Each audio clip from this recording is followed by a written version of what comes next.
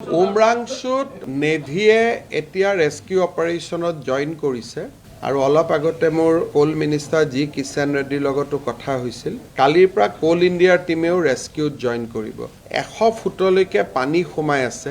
এতিয়া তেওঁলোকে প্ৰথমতে পানীৰ মাজেদিয়ে ৰেস্কিউ কৰিব পাৰে নেকি চালে। জোতা চেণ্ডেল এনেকুৱা ধৰণৰ বস্তুৱে তেওঁলোকে পাইছে বা তেওঁলোকে মানুহক পাব পৰা নাই। সেইকাৰণে তেওঁলোকে ভাবিছে যে তলত নাই, ৰেড হোলবিলাকত সোমাই আছে। সেইকাৰণে এতিয়া ডি ৱাটাৰিঙলৈকে তেওঁলোকে চিফ্ট কৰিছে। আজি ৰাতিৰ পৰা ডি ৱাটাৰিং হ'ব। ONGCয়েও পাম্প পঠাইছে। কালিৰ পৰা কোল ইণ্ডিয়ায়ো পাম্প পঠাব।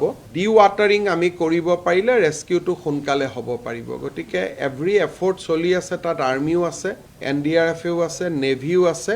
অহা কালিৰ পৰা কোল ইণ্ডিয়ায়ো জইন কৰিব। আপোনালোকে জানে যে ডিমা হাছাও এখন স্বায়ত্তশাসিত পৰিষদ আৰু BTR ডিমা হাছাও বা কাৰ্বি আংলঙত অসম গভৰ্ণমেণ্টৰ ৰেষ্ট্ৰিকশ্যন আছে, লিমিটেশ্যন আছে। গতিকে কি পৰিৱেশত তাক কোনে অনুমতি দিছে, লিগেল ইলিগেল, এইখিনি মই পুলিচক চাব দিছোঁ। কিন্তু ডিমা হাছাওত বা কাৰ্বি আংলঙত বা BTRত কিবা এটা ইচ্ছা কৰিলেই আমি কৰিব নোৱাৰোঁ। আমাৰ সীমাবদ্ধতা আছে।